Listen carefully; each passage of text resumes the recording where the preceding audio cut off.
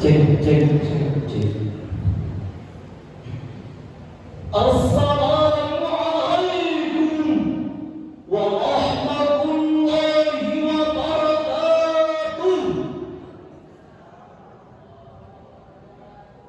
Alhamdulillahilladzi arsala rasulahu bil huda wa dinil haqq liyunzira ala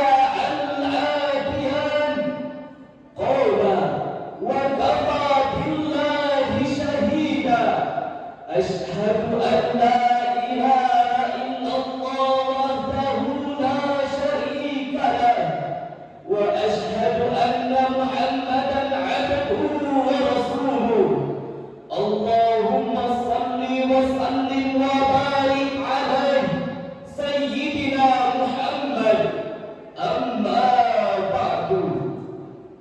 Dewan Hakim yang kami muliakan, kaum muslimin sebangsa dan setanah air yang kami banggakan. Beberapa tahun belakangan, moderasi beragama menjadi hal penting bagi bangsa Indonesia, bahkan masuk dalam program pembangunan jangka menengah oleh Presiden Joko Widodo periode tahun 2022 sampai 2024, di mana di dalamnya terdapat persiapan prioritas moderasi beragama. Dan kabar baiknya hadirin, menurut Global Terrorism Index tahun 2024, potensi radikalisme dan terorisme mengalami angka penurunan yang indah dari negara yang medium impact by teroris menjadi negara low impact by teroris, dari negara terdampak tinggi terorisme menjadi negara terdampak rendah terorisme. Hal ini mengindikasikan suksesnya implementasi moderasi beragama di Indonesia.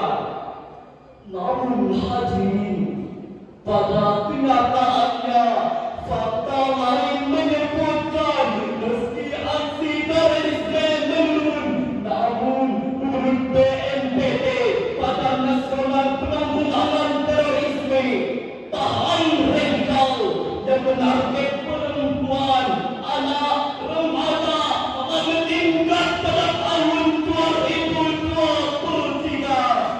Hadirin, maraknya aksi saling menghujat antar umat agama menjadi wadah tumpah ruahnya postingan yang tidak bermoral. Banjirnya komentar yang berisikan hashtag dan seruan bertindak radikal. Pada akhirnya, perseteruan antar masyarakat mudah dapat terhindarkan jika terus dibiarkan. Tidak mustahil akan menimbulkan berpecah perselisihan permusuhan yang membuat bangsa ini hancur berantakan. Betul.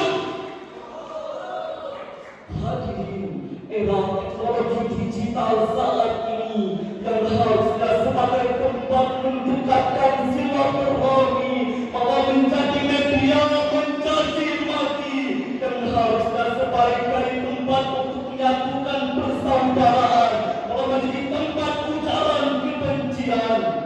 Berangkat dari hal yang merisaukan tersebut, maka izinkanlah kami untuk menyampaikan syaraan dengan judul Pengembangan Pendidikan Islam di Era Digital, dengan landasan ayat suci Al-Quran Surah Yunus ayat 99 sampai 100 berikut ini. A'udzu billahi minasy syaithanir rajim.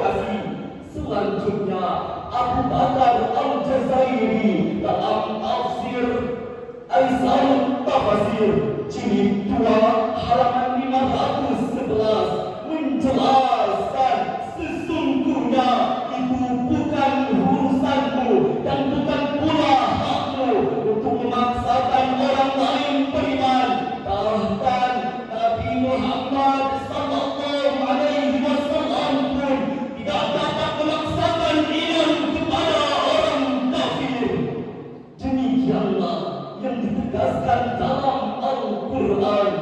Sesungguhnya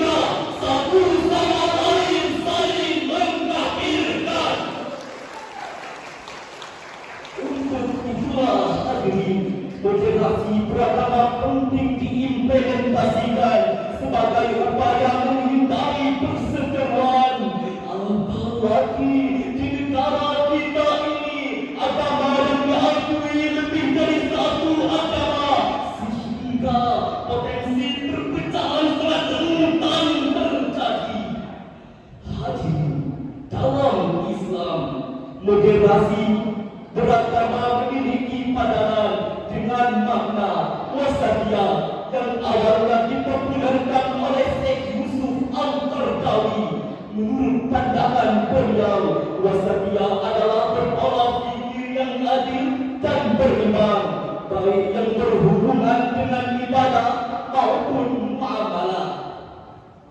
Konsep wasatiyah ini juga memiliki padanan makna dengan kata pertama tasawuf atau toleran, yakni saling menghargai dan menghormati tanpa memandang perbedaan agama, suku dan ras. Kedua, tawazun atau beriman, yakni menekankan pada cara pandang seseorang yang moderat, tidak fanatik dan ekstrim. Ketiga adalah atau adil, yakni memberikan hak dan kewajiban yang sama kepada orang lain. Namun hadirin, moderasi beragama di Indonesia masih mengalami banyak tantangan, mulai dari maraknya radikalisme, tersebarnya terorisme, berkembangnya ideologi yang melambung Pancasila, aksi penegakan Taliban yang ingin menggantikan konstitusi negara, bahkan mirisnya umat agama saling mencela dengan rasa paham agamanya yang paling benar, cara ibadahnya yang paling benar, sehingga satu sama lain saling membid'ahkan. Na'udzubillah. Hadirin wal hadirat yang dimuliakan Allah, pada awal tahun 2024 ini saja, untuk mengatasi replika di ruang digital, Menkominfo telah mendeteksi 5.731 konten yang mengandung ekstremisme, radikalisme, dan terorisme di berbagai platform digital, sebagaimana yang didaftarkan di situs resmi kominfo.id, menyatakan bahwa anak muda dan remaja adalah pengguna aktif dunia maya dan dunia digital, menjadikan mereka sangat rentan terjadi babar-babar paham-paham radikal. Oleh kerana itu, kontra narasi di platform digital perlu kita lakukan agar bisa mengubah wajah Islam menjadi Islam yang damai, Islam yang tenang, Islam yang harmonis. Lantas, bagaimanakah pengembangan pendidikan Islam di era digital? Jawabannya terdapat dalam Al-Quran surah Yunus ayat 41 berikut ini.